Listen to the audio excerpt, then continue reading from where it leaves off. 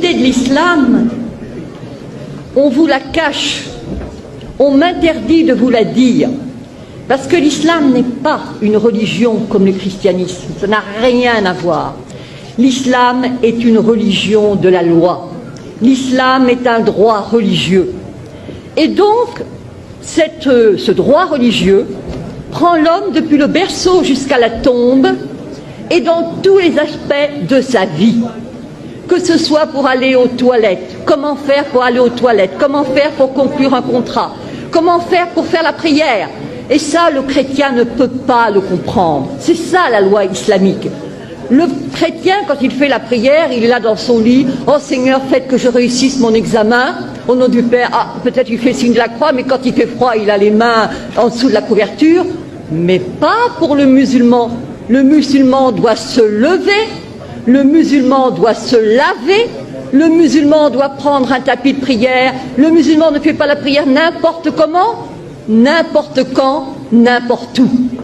Et c'est ça la différence. Il ne jeûne pas quand ça lui plaît, il ne fait pas le pèlerinage à la Mecque quand ça lui sied. Non, non, non. Tout comportement obéit à une règle et toute règle est une règle de comportement. Comme ça, tu vas t'attirer des problèmes. Déjà, tu manques énormément de respect envers la communauté musulmane. Et surtout, c'est ultra islamophobe. Parce que quand tu dis que la religion musulmane est dangereuse, tu fais directement allusion au terrorisme. Sauf qu'il faut te renseigner pour ne pas devenir ignorant et éviter de dire des bêtises qui peuvent choquer les gens. Oui, bien sûr que je connais la liberté d'expression, mais toi tu ne connais ni le respect, ni la tolérance.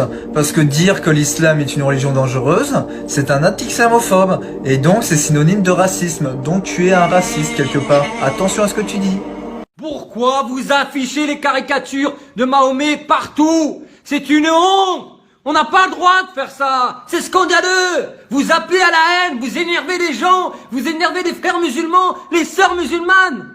Mais vous vous prenez pour qui la France? Je suis français et franchement, entre vous et moi, j'ai la honte!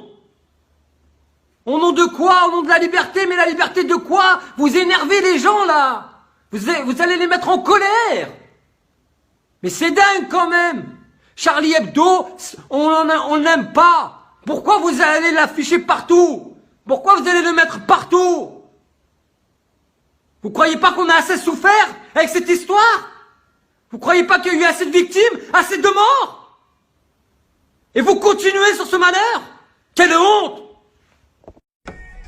Aujourd'hui, je vais sortir pour faire un test dans la rue, en soutien à toutes les femmes voilées, surtout celles qui se sont faites agresser à côté de la Tour Eiffel, dont on n'en a pas du tout entendu parler. Je vais sortir voilée, moi française de souche, pour les soutenir. Et j'invite toutes les femmes aussi à sortir voilées, une fois, là peut-être la semaine prochaine, samedi, pour toutes les soutenir. Nous sommes toutes à égalité devant Dieu, ne l'oubliez jamais. Dimanche dernier, 2 femmes voilées ont été sévèrement poignardées à Paris. La raison de cette agression, tout simplement parce qu'elles sont musulmanes. Vous vous dites jamais qu'un musulman c'est un humain avant tout, comme les juifs, comme les chrétiens, comme les bouddhistes, pourquoi on les traiterait pas de la même façon? Sérieux, on est au 21e siècle, on n'a toujours pas évolué, c'est honteux. Évidemment, je vois arriver à 1000 mètres les commentaires genre « C'est pas du racisme !» Moi aussi, je suis contre le voile parce qu'il y a des intégristes musulmans qui forcent des femmes à le porter. Alors là, je dis « Ok, mais explique-moi la différence entre des intégristes musulmans qui forcent des femmes à le porter et toi qui veux en forcer d'autres à l'enlever. En fait, t'es juste un intégriste pas musulman, mon pote. » Et du coup, ça m'inquiète un petit peu parce que selon un sondage, 60% des Français déclarent être dérangés par le voile. Et moi, j'ai fait mon petit calcul et franchement, c'est impossible que 60% de la population française vive au quotidien près d'une femme voilée. Déjà, si tu vis dans la Meurthe-et-Moselle, le Cotentin ou la Creuse et que le voile te dérange, éteins ta télé et normalement t'entendras plus jamais parler du voile. Après vous allez peut-être me dire, écoute, vu ta tête, les histoires de voile et de musulmans, ça te concerne pas. C'est pas faux. Mais mon problème à moi, c'est que je suis humoriste. Mon travail c'est de faire marrer les gens. Mais à force de les stigmatiser, de les diviser et de les humilier, bah tôt ou tard plus personne n'aura envie de rigoler.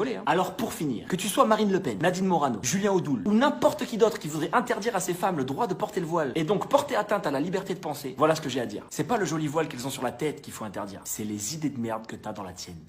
Oh putain, des musulmans, sales terroristes. Alors, excuse-moi, mais ça c'est un amalgame en fait. Alors non, puisque les terroristes se sont convertis à l'islam. Ah bah oui, les extrémistes musulmans sont rarement convertis au bouddhisme. Donc voilà, tous les terroristes sont des musulmans. Mais tous les musulmans ne sont pas des terroristes. Bon, en attendant, ils sont quand même convertis. Donc pour toi, tous les Allemands sont des nazis et tous les catholiques sont issus du Ku Klux Klan. Mais non, mais ça c'est des cas extrêmes. Voilà, justement.